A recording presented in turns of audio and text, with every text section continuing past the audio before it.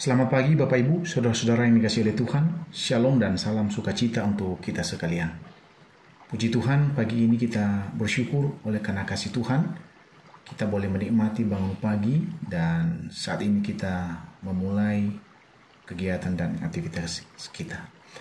Namun sebelumnya saudara-saudara, saya mengajak kita untuk menyisihkan waktu sejenak untuk membaca merenungkan kebenaran firman Allah. Mari kita awali dengan doa. Ya Tuhan, kami bersyukur kepadamu oleh karena kasih karunia dan anugerah-Mu yang kami boleh nikmati hingga saat ini. Kami ada semua karena kebaikan dan kemurahan Tuhan. Sebelum kami memulai kegiatan kami hari ini Bapa, kami rindu membaca dan merenungkan firman Allah. Ya Roh Kudus berbicara bagi kami karena kami siap untuk mendengarkannya. Dalam nama Yesus kami berdoa. Amin. 1 Yohanes pasal 3 ayat 18 demikian.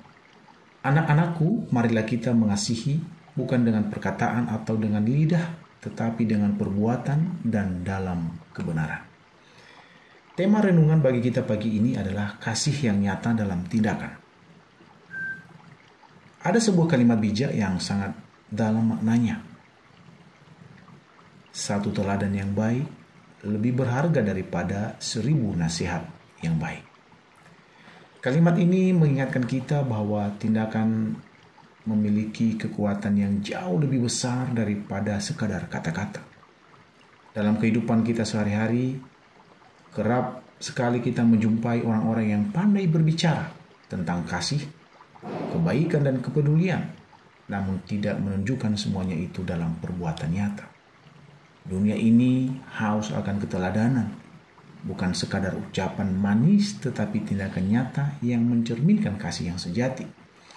Karena itu, sebagai orang percaya, kita dipanggil bukan hanya untuk berbicara tentang kasih, tetapi untuk menjadi pelaku kasih, sebagaimana ditekankan di dalam 1 Yohanes pasal 3 ayat 18 yang baru saja kita baca bersama.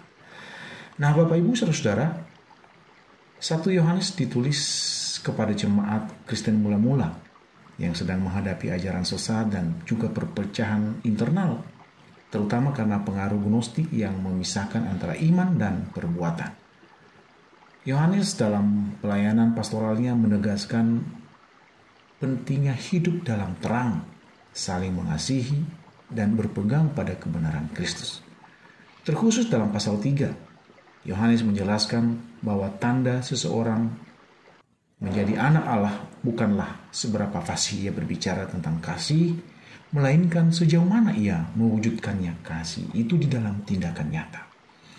Ayat ini menegur sikap orang-orang percaya yang hanya berbicara tentang kasih tetapi tidak terlihat dalam tindakan. Yohanes menyapa dengan sapaan penuh kasih, anak-anakku, yang menunjukkan keintiman dan kelembutan seorang bapa rohani kepada anak-anaknya. Ia mengajak umat percaya untuk melangkah lebih jauh daripada sekadar berkata-kata, untuk mengasihi dengan tindakan dan dalam kebenaran. Kasih Kristen bukanlah konsep abstrak atau retorika rohani. Khotbah hari Minggu kemarin yang sangat relevan dengan renungan pagi ini, di mana adalah seorang yang turun dari Yerusalem ke Yeriko. Ia jatuh ke tangan penyamun-penyamun yang bukan saja merampoknya habis-habisan, tetapi yang juga memukulnya dan yang sesudah itu pergi meninggalkannya setengah mati. Seorang imam, seorang Lewi, datang ke tempat itu ketika mereka melihat mereka melewatinya dari seberang jalan.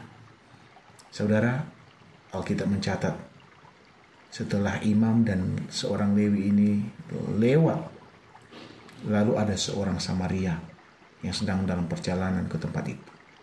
Dan ketika ia melihat orang yang sedang tergeletak oleh karena kesakitan, karena telah dirampok harta bendanya, maka tergeraklah hatinya oleh belas kasihan. Ia pergi kepadanya lalu membalut luka-lukanya, sesudah ia menyiraminya dengan minyak dan anggur. Kemudian ia menaikkan orang itu ke atas keledai tunggangannya sendiri, lalu membawanya ke tempat penginapan dan merawatnya. Lalu Alkitab mencatat keesokan harinya ia menyerahkan 2 dinar kepada pemilik penginapan itu. Katanya, rawatlah dia dan jika kau belanjakan lebih dari ini, aku akan menggantinya waktu aku kembali. Nah, saudara-saudara, kasih yang sejati harus konkret, terlihat, dan dirasakan oleh orang lain. Tidak hanya sekedar kata-kata.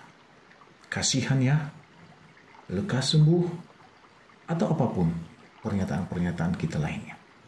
Yohanes menekankan bahwa kasih bukan hanya tentang apa yang kita ucapkan, tetapi juga tentang apa yang kita lakukan dan bagaimana kita melakukannya di dalam kebenaran. Artinya, kasih sejati harus berdasarkan kehendak Allah dan mencerminkan karakter Kristus dalam hidup kita. Lalu bagaimana renungan ini dapat kita terapkan di dalam kehidupan kita sebagai orang percaya? Dalam keseharian kita, sering bahkan mudah sekali kita mengatakan saya peduli, saya mengasihi, atau saya akan mendoakan. Namun berhenti hanya pada perkataan. Kita lupa bahwa kasih sejati membutuhkan langkah nyata, menolong yang membutuhkan, menyediakan waktu untuk mendengarkan mereka yang memiliki persoalan masalah, atau mengelurkan tangan kepada mereka yang sedang di dalam kesulitan. Kasih yang nyata dalam tindakan dapat diwujudkan dengan beberapa hal. Yang pertama, memberi tanpa mengharapkan balasan. Yang kedua, menolong sekalipun situasinya tidak nyaman. Yang ketiga, mendoakan akan mengunjungi orang yang sakit atau yang sedang memerlukan kehadiran kita. Yang keempat, mengampuni dan berdamai walau hati masih terasa terluka atau hal-hal yang lainnya. Nah, saudara, sebagai anak-anak Allah, kita dipanggil untuk hidup dalam kasih yang aktif dan berdampak. Dunia tidak butuh lebih banyak kata-kata manis, tetapi lebih banyak tindakan nyata yang dilandasi oleh kasih Kristus. Ketika kasih diwujudkan dalam perbuatan, dunia ini akan melihat siapa Kristus yang kita percayai. Jangan biarkan kasih hanya berhenti di bibir, tetapi nyatakanlah melalui perbuatan dan dalam kebenaran. Sebab kasih yang sejati adalah kasih yang hidup, kasih yang nyata dalam tindakan. Selamat beraktivitas. Tuhan Yesus memberkati. Mari berdoa. Kami bersyukur kepadamu Tuhan atas renungan pagi ini. Roh Kudus-Mu menolong kami memahami, mengerti, dan melakukannya dalam hidup sehari-hari. Hamba berdoa bagi setiap kami jemaat-Mu yang memiliki pergumulan, sakit, penyakit, persoalan, keluarga, pekerjaan, pendidikan, atau apapun. Ya Tuhan, turun tangan menolong dan memberi jawaban bagi kami pada waktunya. Kami siap memulai hari ini Tuhan. Engkau beserta dengan kami. Hanya di dalam nama Yesus kami berdoa dan bersyukur. Amin.